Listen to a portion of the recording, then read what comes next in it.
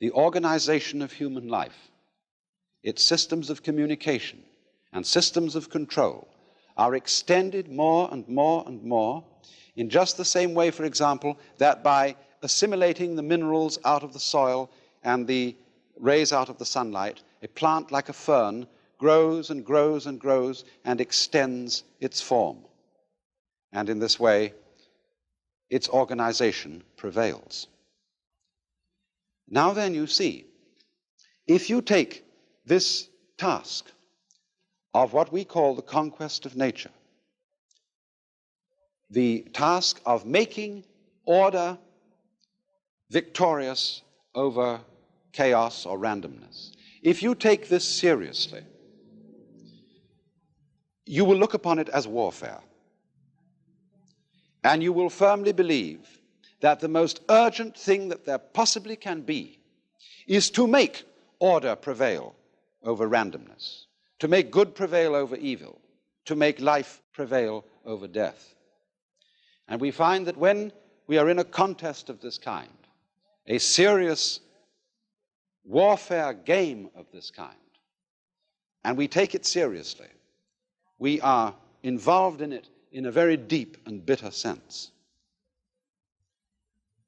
Now, the difference of Buddhism from science as a form of knowledge is that in Buddhism, it would be said that this view of things, this view of the task of life as making order triumph over disorder, leaves something out. You remember right at the beginning, I made some importance of a Sanskrit word which is fundamental in Buddhism, avidya.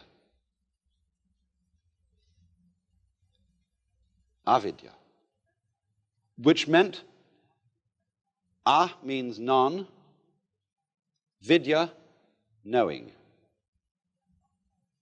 Non-knowing or ignorance, or better, ignorance.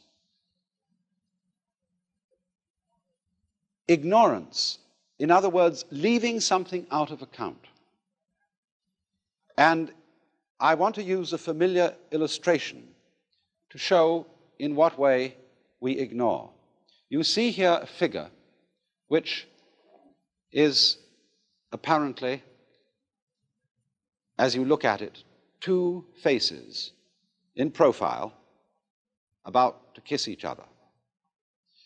Now, if we draw back a little from those two faces, we can see on the white area in between them the form of a cup.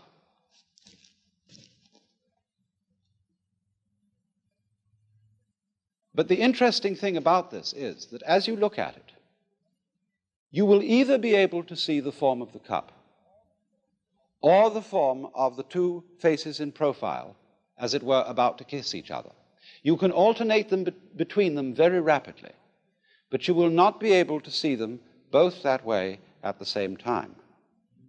In other words, either the white must be the background and the black the figure on the ground, or else the black must be the background and the white cup showing up on it.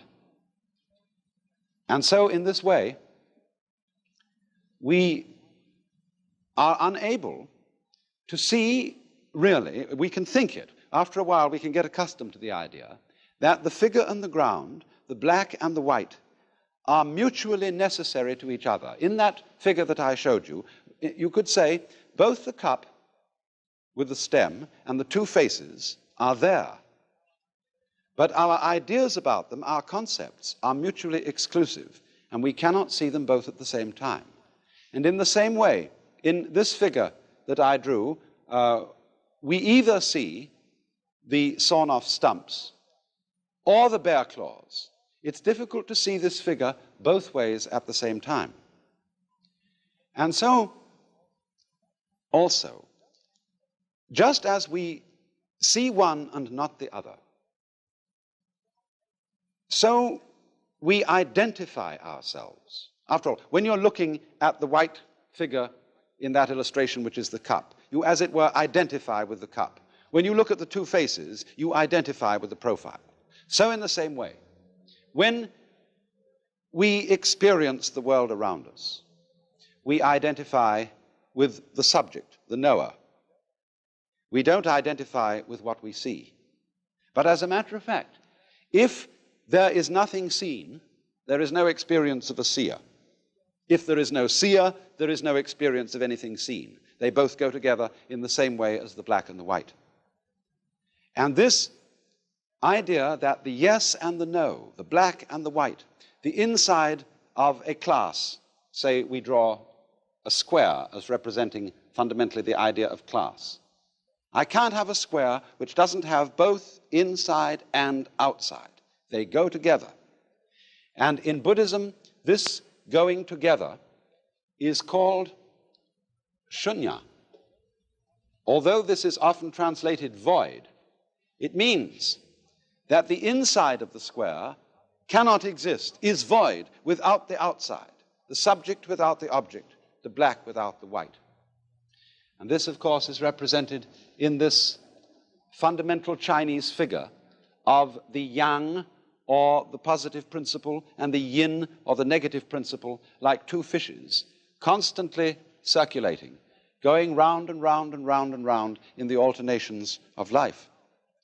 Now, the question is, are these two fishes involved in a fight? Is the white one eating up the black one, and the black one trying to eat up the white one? If that is the situation, then, of course, life is fundamentally nothing but a grim contest. If this one up here is the good fellow, and this one is the bad fellow, if this is order and this is chaos, then a fight goes on between them.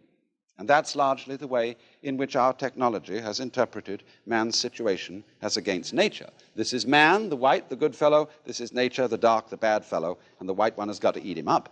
But what happens if the white fish succeeds in eating up the dark fish? The white fish disappears as well as the dark one, because the white one is only there in relation to the dark. So then, if these two fishes, as it were, wake up, if this one wakes up and this one wakes up, which is called awakening in Buddhism, they realize they're one. In other words, they go together. They're inseparable from each other. And this realization is that experience, which is called in Zen Satori, or in Buddhism, Bodhi, awakening. This sudden dawning on our consciousness that life is not really a contest to make yes triumph over no, to make the positive triumph over the negative. The two sides go together.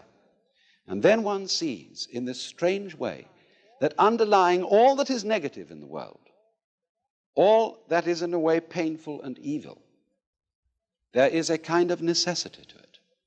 It goes with the good. It is necessary for the good. Disorder is necessary for the manifestation of order, just as you must have, say, a black background to show up a light figure. And then when one sees that, a profound transformation takes place in one's attitude to the world. That is to say, instead of looking upon life as a contest, it becomes a dance, it becomes a game. One doesn't withdraw from it, one doesn't stop living, but one goes into the game so that these revolving fishes are no longer trying to eat each other, but they're just going around dancing, having the biggest fun in the world. So then, must we have fixed in our minds the idea that all the forms and patterns of nature are simply methods of attack or defense, that they're devices for camouflage, that they're simply lures for sexual attraction or other utilitarian purposes? Or can we see in them a dance, a joyous cosmology?